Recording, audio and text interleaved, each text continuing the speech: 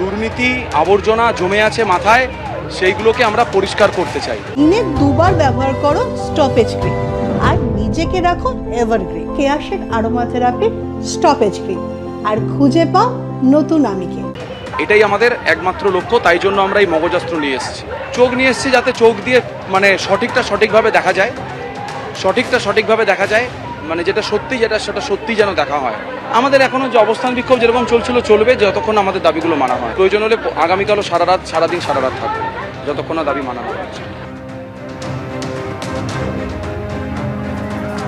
অর্থাৎ স্নায়ুর লড়াই চলছে কার্যত বলাই যায়। স্বাস্থ্য ভবনের আধিকারিকদের সঙ্গে, স্বাস্থ্য ভবনের সঙ্গে চিকিৎসকদের কথা বলবো। আমাদের সঙ্গে রয়েছেন আমাদের প্রতিনিধি পুরুষোত্তম নারায়ণ পণ্ডিত।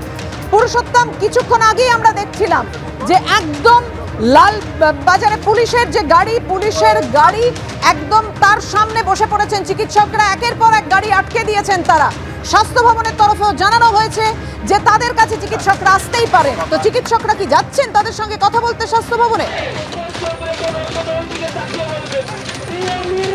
না, এখনো পর্যন্ত যে বিষয়টা জানা যাচ্ছে যে এখানে অবস্থানরত জুনিয়র চিকিৎসকদের তরফে তারা ভেতরে যাবেন বা তারা আদৌ যাবেন কিনা সেই বিষয়ে তারা কিছু জানাননি। তারা যেতে রাজি নন। তারা নিজেদের অবস্থানে এবং নিজেদের দাবিতে এখন অনড় রয়েছেন। যে ছবিটা আমরা দেখতে পাচ্ছি এখানে এই মুহূর্তে পাখিরা বিভিন্ন প্রতীক নিয়ে তারা এখানে অবস্থান বিক্ষোভে সামিল হয়েছেন। আমি আমার ক্যামেরা পার্সন উজ্জ্বলকে এদিকে দেখাতে বলবো। উজ্জ্বল, আমার পাশে এই যে জুনিয়র ডাক্তার যিনি প্রতিবাদে সামিল হয়েছেন, তার হাতে আমরা দেখতে পাচ্ছি প্রতীকী একটি ফিমার রয়েছে, একটি প্রতীকী ফিমার এবং একটি প্রতীকী চোখ। আপনারা এই প্রতীকী ফিমার এবং একটু কালেক্ট করতে চাইবো। এটার নাম হচ্ছে টিবিয়া। এই হাড়টা এখানে থাকে, হাড়। তো এখানে বলতে চাই যে স্বাস্থ্য দপ্তর এখন পঙ্গু হয়ে গেছে। আমাদেরকে ভয় দেখানো হচ্ছে যে কপিল সিব্বল যেমন সুপ্রিম কোর্টে বললেন যে জুনিয়র ডাক্তাররা ফিরেনি বলে 23 জন পেশেন্ট মারা গেছেন। তো জানাতে চাই যে রাজ্যে এতগুলো যে প্রান্তিক ব্লক হসপিটাল, জেলা হসপিটাল, মহকুমা হসপিটাল, রাজ্যের এত সিনিয়র ডক্টর, কালকে আরডিএতে বলা হয়েছে টোটাল 93,000 রেজিস্টার্ড ডক্টর আছেন। ওরা কোথায়? 5-6 হাজার জুনিয়র রেসিডেন্ট ডক্টরদের জন্য স্বাস্থ্য ব্যবস্থা অচল। যদি সেরকম হয়, এই নিন পায়ের হাড় লাগিয়ে নিন। পঙ্গুদা যে আপনি যে পঙ্গু, ওটা ঠিক করে নিন।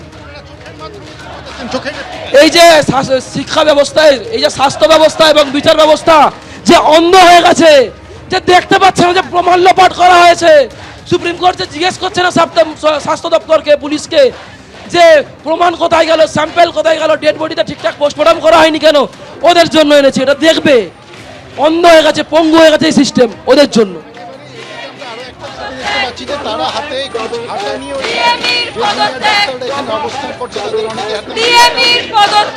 একদমই পুরুষোত্তম, এটা প্রতীক হচ্ছে ঝাড়ু দিয়ে আমরা কি করি, সাফ সাফাই করি।